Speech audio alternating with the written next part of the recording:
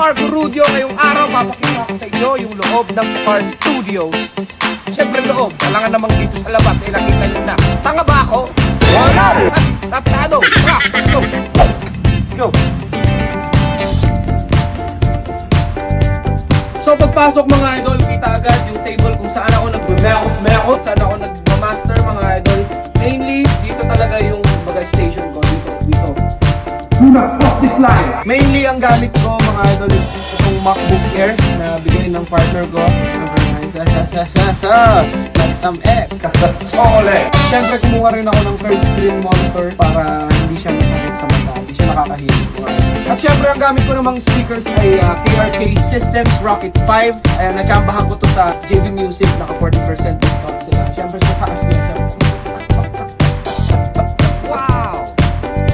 Then, yung main control naman natin sa mga speakers natin is itong Mackie Big Knob Studio. Sobrang useful nito kasi bukod sa audio interface na siya, sobrang accessible pa niya. At syempre, sa mga susunod na vlog ko na lang i-explain kung gaano siya kaganda. So sa tabi naman niya mga idol, ito yung Zoom L12. Ito yung gamit namin sa Tocar Sessions na mixer. At the same time, ito yung main recorder namin. Ito na yung audio interface namin na pumapasok naman sa DAW namin, which is yung Logic Pro. Kung saan ako nagbi-mix lahat ng recording at kung saan nagbi-mekos-mekos at kung saan nagmamaster. Kaya dito na sa Logic Pro. Dito pumapasok lahat ng instrumentong galing doon sa loob. Let's go! At syempre mga idol, meron din tayong in-ear monitor dito na Sennheiser G4.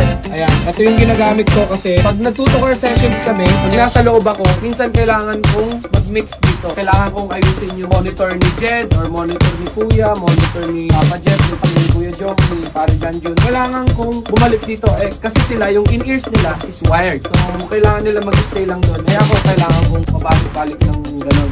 Babalik ako dito para i-mix. At least naririnig ko rin kung ano yung mix nila. Siyempre, individual mix kasi kami. So, ito yung nangyayari. Since dalawa yung master ng A, B, C, D, E. So, hiwa-hiwala yung mix namin. Iba-iba yung naririnig namin. Kung ano yung preferred ninyo, natunog dun sa in-ears ninyo, yun yung masusunod. Kaya, sulit. At syempre, sa baba naman mga idol, ito yung gamit naming MIDI controller sa recording. Ayan, ito yung M-Audio Oxygen Pro 61. Ayan, sobrang useful din ito mga idol. At sa condenser microphone mga idol, ito ang gamit namin, MXL 770, kasama sa package ng Focusrite, Scarlett Studio na basta okay din siya, okay naman siya, sobrang useful din. At dito naman sa gilid mga idol, ito yung dating ginagamit namin sa Tocar Sessions na drums. Kaya ako siya nilagay dito kasi para kapag meron akong naisip na beat, di na ako pupunta dun sa loob para mag-record, dito na. So ito yung Alesis Nitro Mesh Kit. Ayan, ito yung unang ginamit namin sa mga Tocar Sessions namin. Kung mapapanood ninyo, ayan, balikan ninyo sa YouTube. At syempre, sa tabi naman niya mga idol. And, grabe, hindi. Grabe naman kayo. Ito yung trophy ko sa taong tangalan. Ito yung sa season 6 na medallion ko. Tapos yung management contract, recording. Dito na ako magre-record. Syempre, sa gilid naman mga idol, dito yung mga guitars ko. Yan. Na hindi napunasan. At syempre mga idol, bago tayo pumasok, hindi pa tayo papasok, meron tayong ano dito, sofa. Meron tayong holding area. Sa mga naghihintay, kunyari merong nagre-rehearse tapos meron pang isang banda. Dito sila nag-i-stay. Tapos, syempre, wag na yan. Pasok na tayo sa loob, let's go!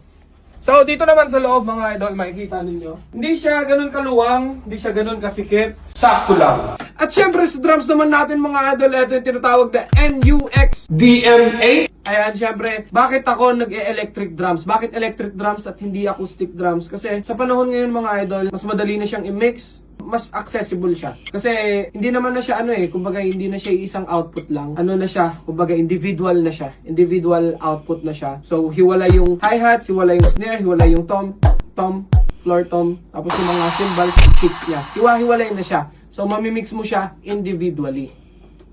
At syempre ang main speakers naman natin is yung Kevlar na TWS 150 mga idol. Hindi na rin siya masyadong malaki kasi dito lang naman siya tsaka kulob na rin siya. May sound diffusion naman na rin siya. Kung mapapansin ninyo, naka sound diffusion na rin tayo dito sa loob mga idol. Hindi siya soundproof. Pero kasi kaya ako nag-in-ear para hindi na maingay.